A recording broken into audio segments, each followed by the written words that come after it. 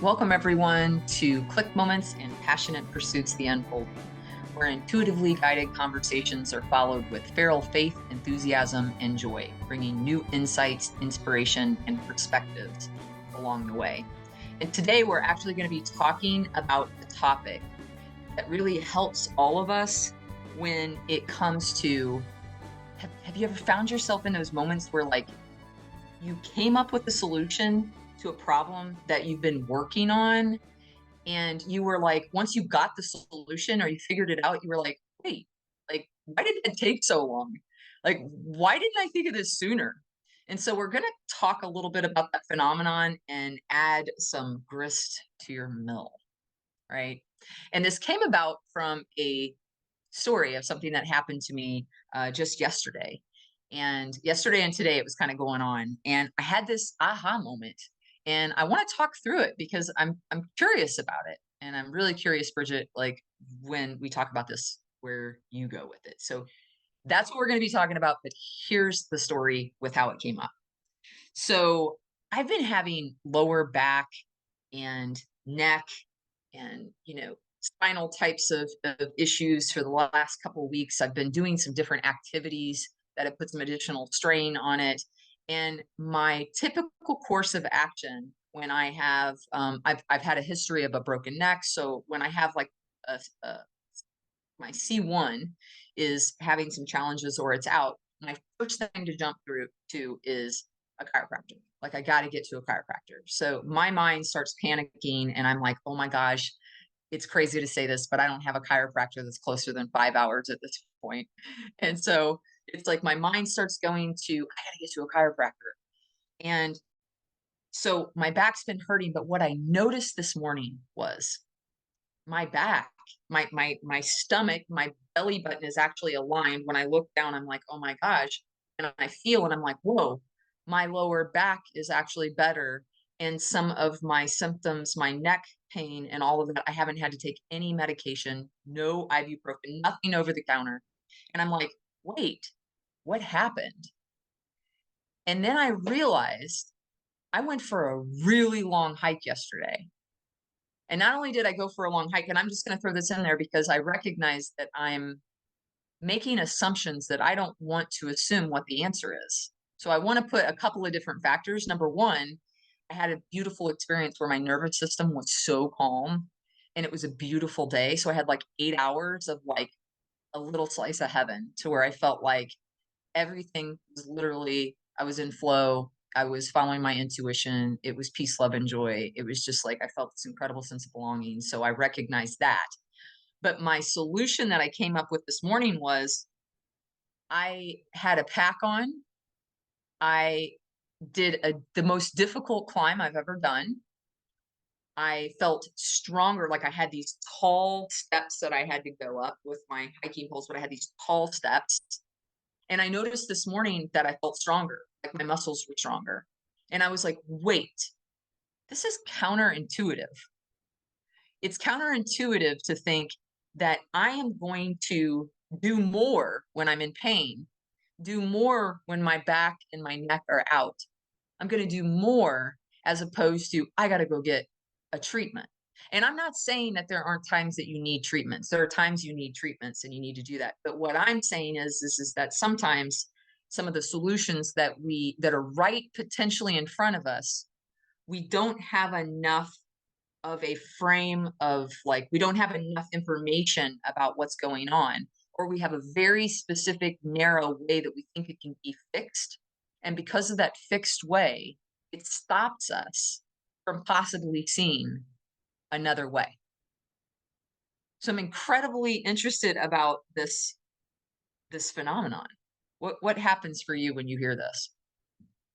Well, something that was rattling around since you mentioned the word counterintuitive this morning was that usually when we describe something being counterintuitive, that means it kind of like flies in the face of reason or works against any experiences we've had or anything that we have been taught to believe previously.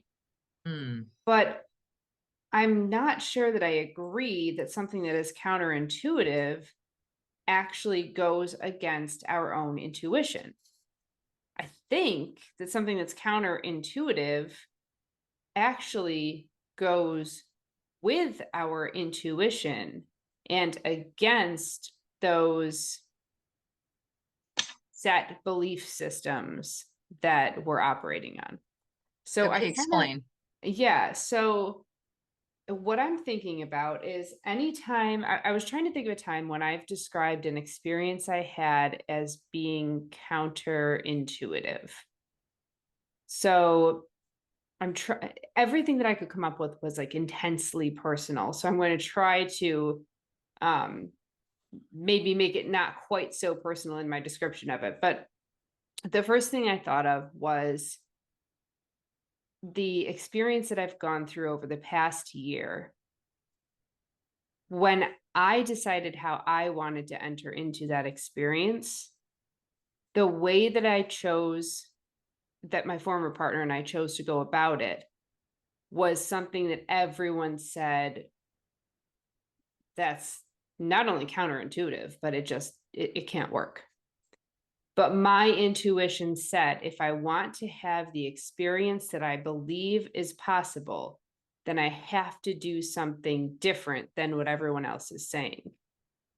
And that terrified a lot of people. In fact, it terrified everyone who was close to either of us because they just thought, oh, something's going to go wrong. And I think that's why I'm saying when people say it's counterintuitive, or even when we say maybe it was counterintuitive, what I'm actually saying is no, no, no. It was fully intuitive.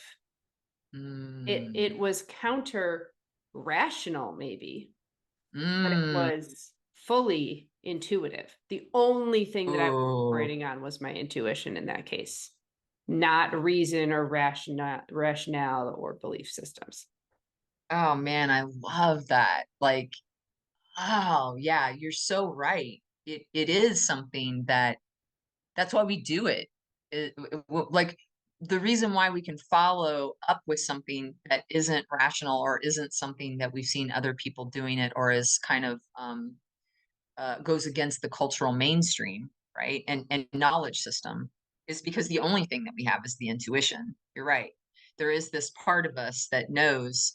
I will say I never once thought about and using like I'm thinking about how this fits into what you just said in the scenario that I gave. Um, I never once thought about not going because of my back or my neck or anything like that. I was like, yeah, that feels right and good. And of course I'm gonna go do a sunrise service at the top of a mountain, right? Like that just felt like yes. Now I did decide kind of late that I would also add a hike to it, right? Something in me says, oh, well, I'm going to be up there and it's next to a hiking trail. And of course, I'm not going to go all the way up there and not hike.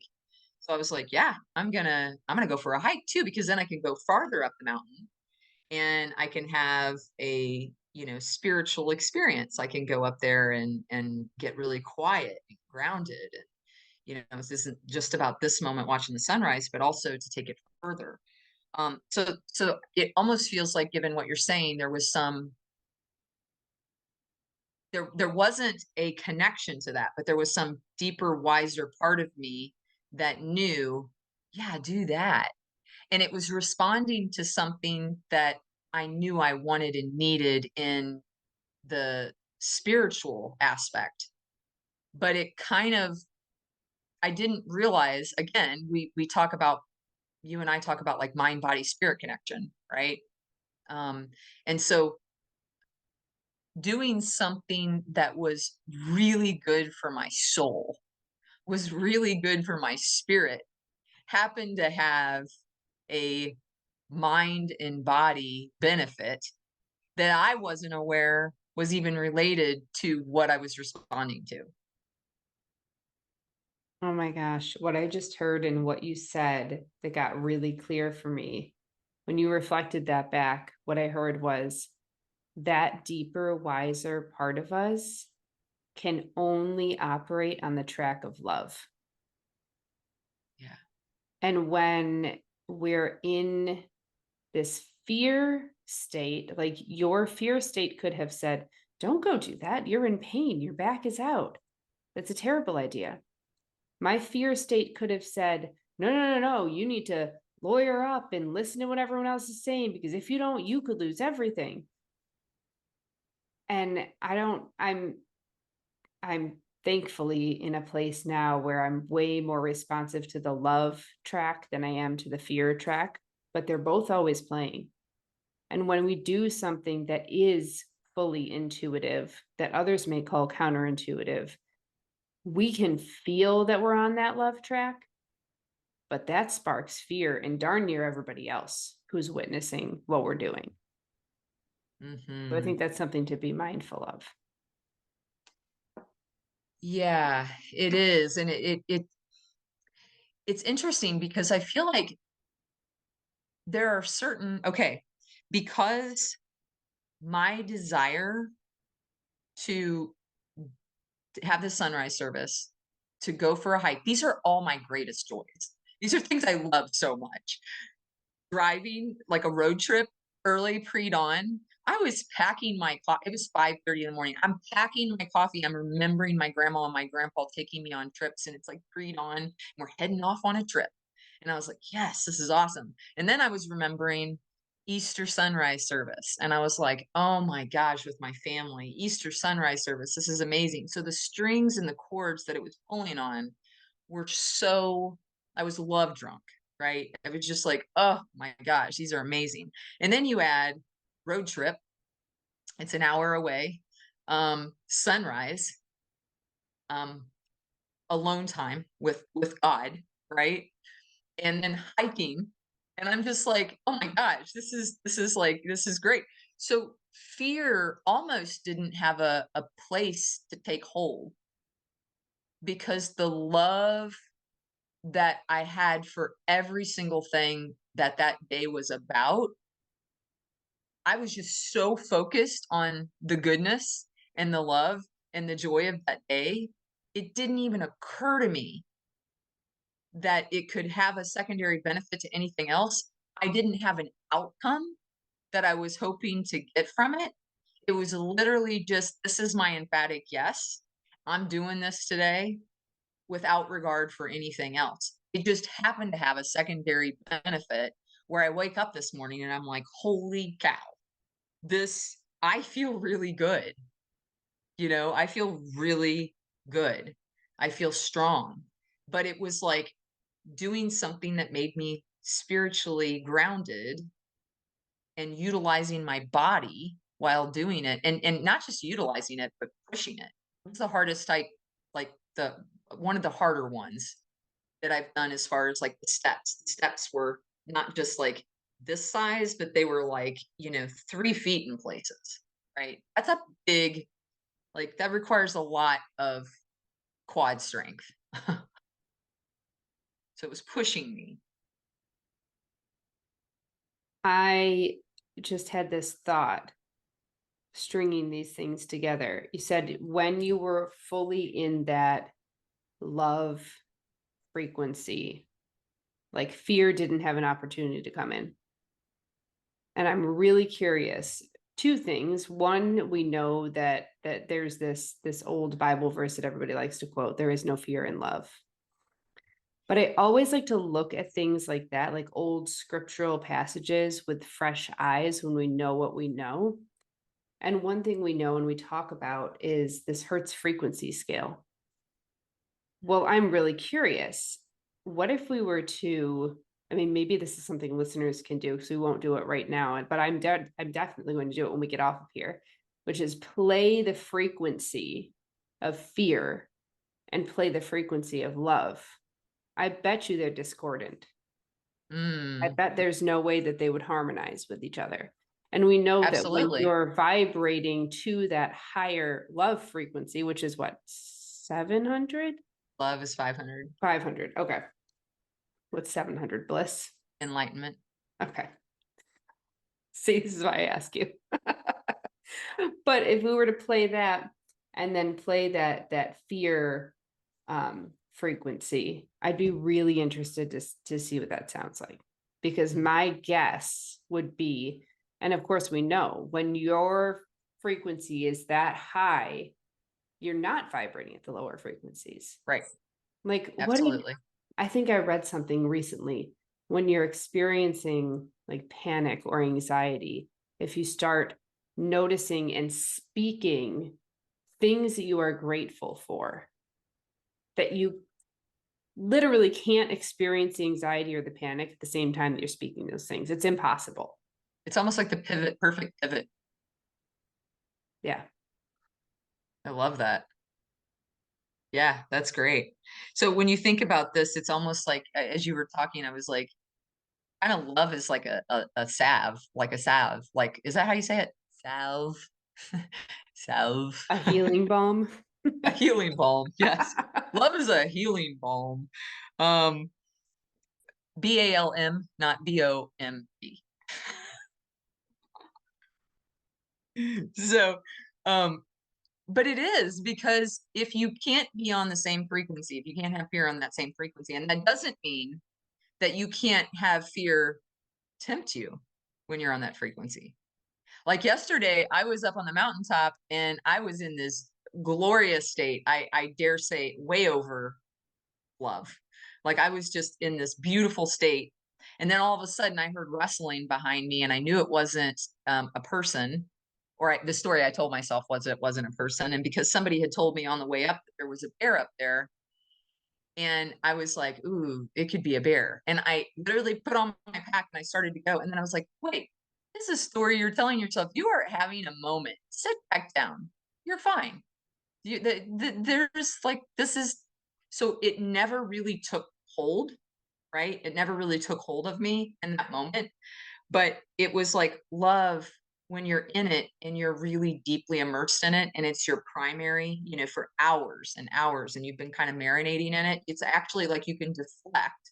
You have like a reservoir that's large enough to deflect any kind of like passing fear because it's so strong and it's more your resting state at that point and it's naturally more likely to turn to the love frequency than it is to jump to fear, especially if you're cultivating love, which is something, as you know, that I am extremely passionate about, is looking for ways that when I'm not at my highest self or I do get sidetracked by fear, I really am devoted to exploring that, and saying, what's going on? If there's nothing to learn here, then I want to pivot.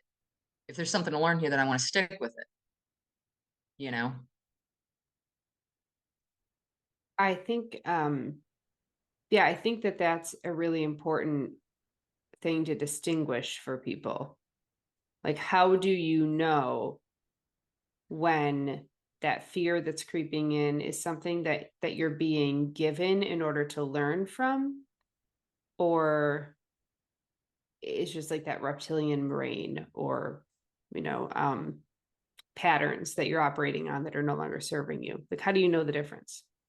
For me, like something like number one, when you're truly operating out of um, like if a bear was actually in front of me, then I would know that this is real fear. There's actually danger in front of me. There's something tangible. But when there's no danger present that I can actually see, so for me, I've practiced inserting when I feel fear. I've practiced over, and we know that's important because otherwise it'll just go. But I've practiced saying, "Is this true?" And I have myself ask that question, which like disarms whatever's happening automatically and allows for me to get my brain back online to start asking some questions. And one of the number one questions I'll ask is there anything in my surroundings that substantiates what I'm experiencing? And is this a pattern? Is this something that I felt before? And oftentimes, if I notice that it's a pattern, then there is some sort of root or something that I'm working through that I can, I'm being given an opportunity to explore more and learn more from. So it's for me, right? It's something that's for me, and I'm able to examine that. But those are just a couple of quick things I do because obviously I can't go deeper in that moment when you're experiencing it. You really want it to be succinct and something that you can practice that is sustainable and accessible in that moment. So I do want to, before we go too far down this amazing rabbit hole that we're in the middle of, um, I kind of want to loop around to what we shared with folks that we were going to be talking about, right? Which is, they're in these moments where something doesn't seem it's actually addressing something and it seems counterintuitive. Like what we have solutions that come in spaces and ways that are against what makes sense, or as you said, that are counter rational, which I think is beautiful. Yeah, I want to know, how do you hitch your cart to a solution that comes up that feels intuitively guided, but also looks counter rational? Okay, say that again. Are you asking me or Yeah. is this a rhetorical question? Yeah. Yes, both. Like, Okay. how do you, so if someone has a solution come up and they go, oh, like it at first it sits as something that feels intuitively guided. Like, oh, well, gosh, that seems obvious. Like, that makes sense. But then they're like, well, wait a second. But this also is where we would say kind of counter rational, Mm-hmm. but it feels like it's resonating. How do you hitch your cart to that solution then? For me, and there's two things. Number one, with what you're describing, we have to have a deep, abiding belief that our intuition is always for us. Hitch onto it. So that's a practice. I early on in my practice with intuition, and when I started to pay attention to it, I was much more reluctant because my biological organism of keeping me safe, which wasn't really keeping me safe, but it felt like it was, that part of me had more credibility and it had more deep neural pathways and experience. So I would follow that. But once we make a decision to devote more belief, or we want to follow and be curious about where our intuition leads, then we hitch onto it because it feels right. Yeah. And we know that what feels right to us is information and it's telling us something. And nobody else outside of me can possibly understand that because they're not me. I just wrote my newsletter about this exact topic today Wait, okay, wait. I've had before we had such this a long day that I can't remember your entire newsletter, but I did read the first and the second section. If it was in the first and the second session, Yes. I'm quoting you. I'm inspired by you right now because I didn't get to the third section, but those first and second sessions, I wanted to say something to you and go, wow. Yeah, I wrote this before we had this conversation, but the takeaway from it was the only whisper that Mm, matters to you is the whisper that you hear. yes. And how do we cultivate trusting that? By trusting it and seeing what happens, and then trusting it again and seeing what happens, and then doing it over again. That's how we've gotten to the place where we've cultivated ours, but you just have to Well, start. yeah, yeah, exactly. Exactly. And I think not only starting, but then celebrating when we make that connection. Like there's times it's not a bad thing if it doesn't work out. Yeah. There's been times that I followed my intuition and I've learned where it gets tricky is we have beliefs about what the outcome is. We Mhm. think that when we follow our intuition, it's going to lead to this. Yeah. But really, our intuition isn't always meant to lead to what it is that we're thinking that it's going toward. It's just leading us to something that is for our higher good. And sometimes it is a realization or a revelation that is giving us some information that's really Mhm. important for the direction that we actually should go. So we didn't go in the wrong direction. It's just that the universe understands that if we don't learn this lesson, we will repeat something again. So it's trying to give us information that helps us along our path, Yeah. right? So I do think that that's a piece of it that's really important. That's such a good thing to point out because I wouldn't want people to listen to this episode, decide to trust their intuition, go for it, and then go, well, that's not the outcome that was promised. But if you do some time, you take some time and do some debriefing with someone else or with yourself or journaling afterwards, I think you'll find that it really is for your higher good. And it may take Yeah. a while to see that. I love that you said those tools too, because I think what happens is I guarantee you somebody listen to this and is like, I ain't got time for that. I don't have time to journal or do this or that. And honestly, I respectfully offer back because this is something that I've had to be aware of myself. Um, I don't have time to keep repeating the same mistakes over and over. That's what I don't have time to do. So for me, it's almost like meditation. Meditation seems counterintuitive.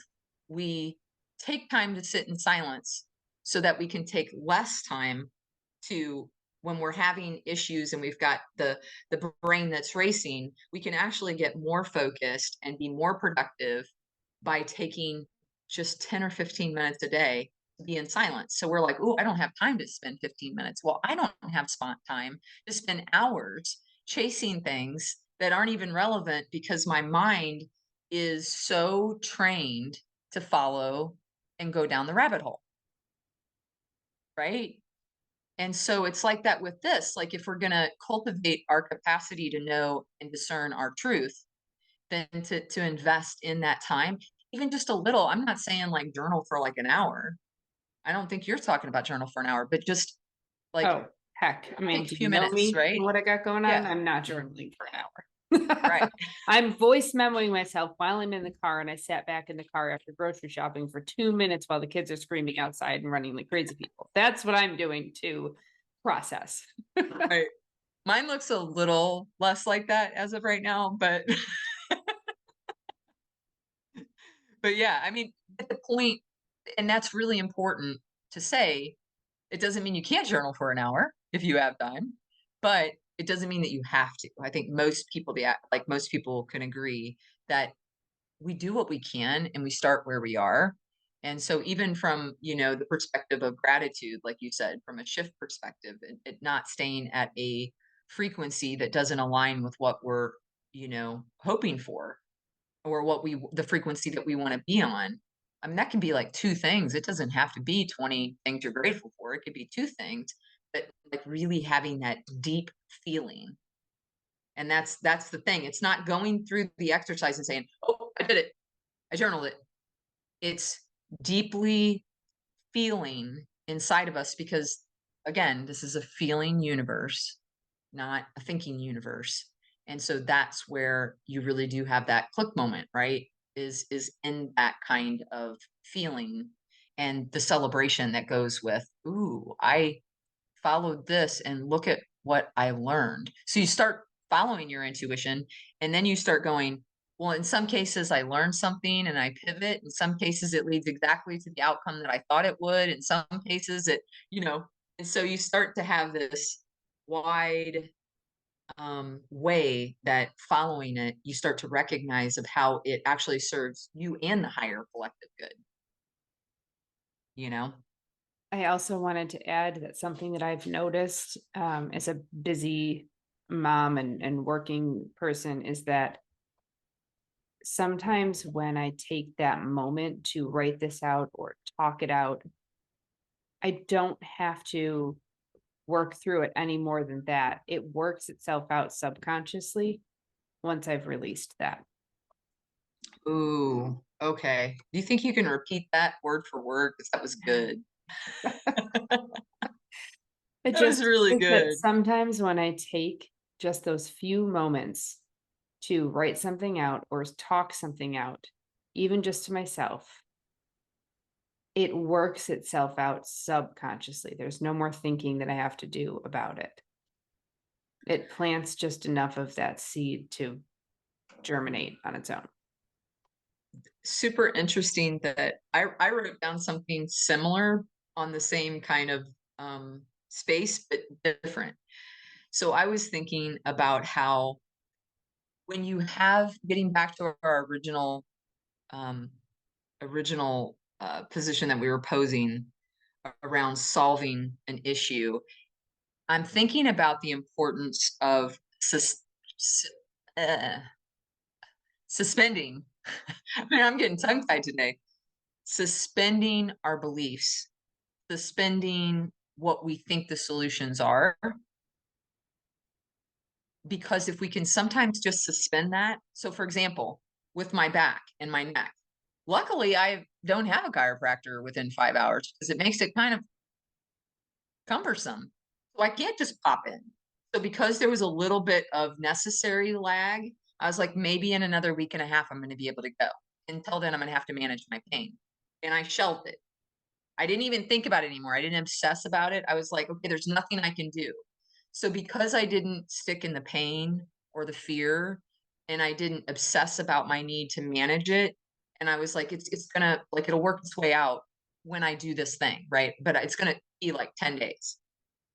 So when I just let it out there and just left it because I couldn't do it right now, it gave it space. And then I knew I was gonna have to do, so I was gonna do other things in the meantime. I wasn't not gonna hike, and I wasn't not gonna walk or do things. That's just not who I am. So allowing myself, honestly, something you said earlier goes along with this.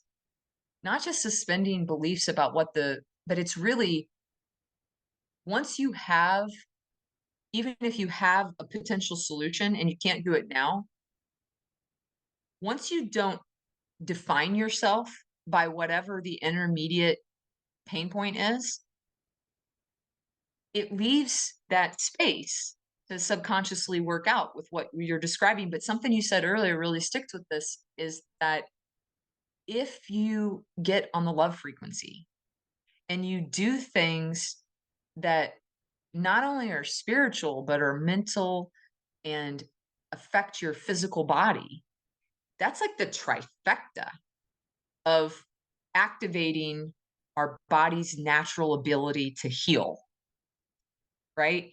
And so we know Dr. Joe Dispenza talks about this all the time, where our body naturally is wired in a way to heal itself. And so if we have something, healing is not just physical body. Healing is our spiritual healing, and it's also a complex problem that we have.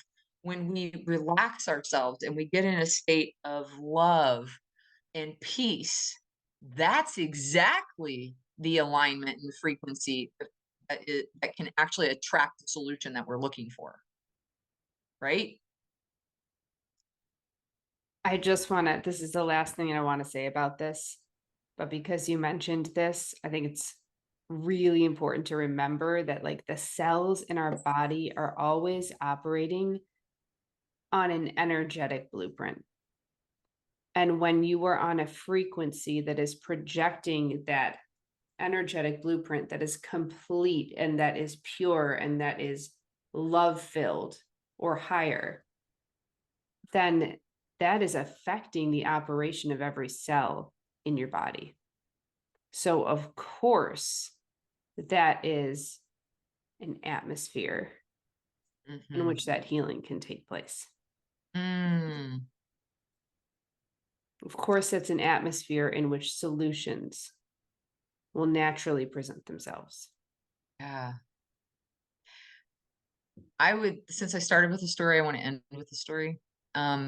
So as you were talking, I was thinking about, in this atmosphere in which healing can happen. I really believe that when we're resting and we allow our body to take, and some people would say, how is hiking up a mountain a break and rest?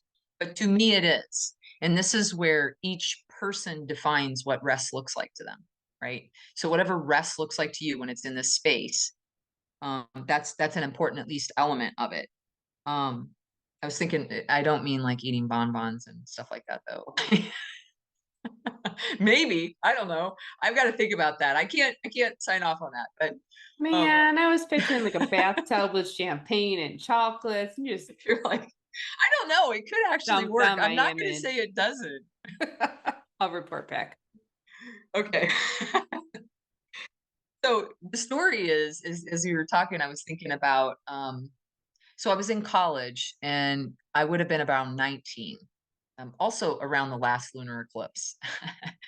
And I would have been in college about 19 and I was we had this math problem that needed to be solved. And I don't know if I've told you this story before, but my best friend and I, our professor had given us homework and said, here's extra credit. Like, and it was 10 points. I mean, this was a 100-point test. And if we got the extra credit, I still remember it.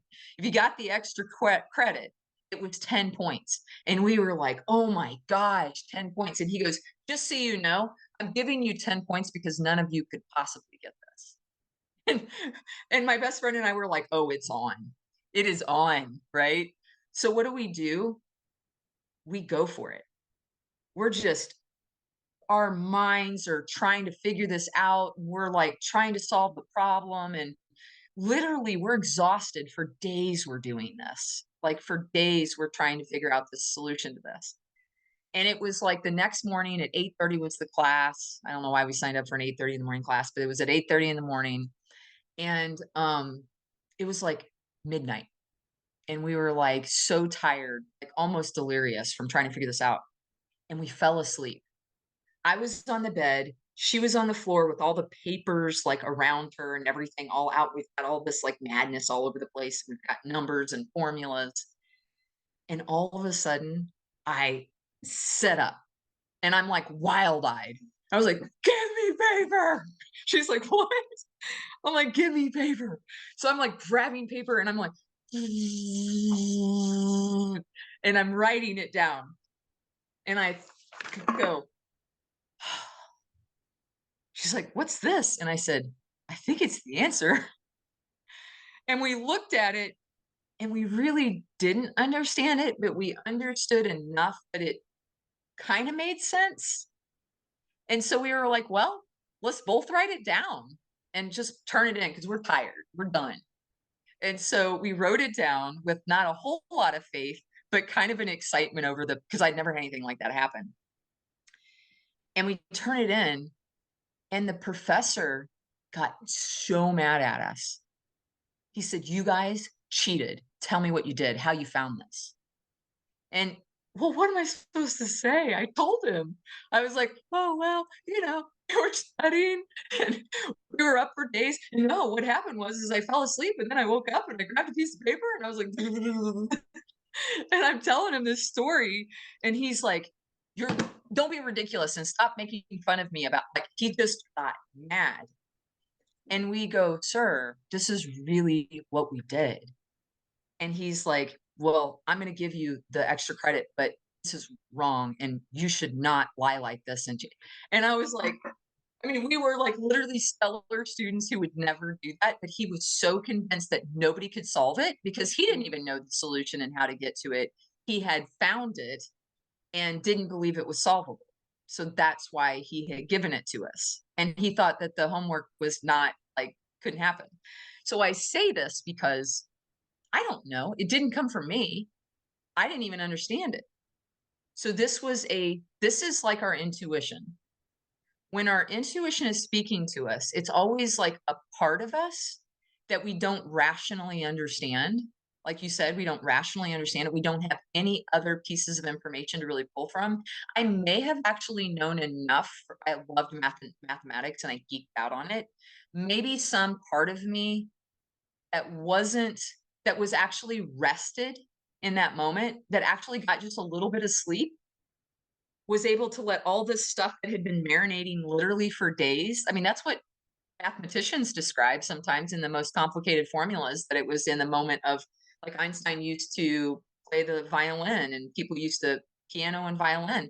So there is something around when you're resting and you're not actually trying to solve a problem, but you have a lot of data in there, that it seems to unlock something in you.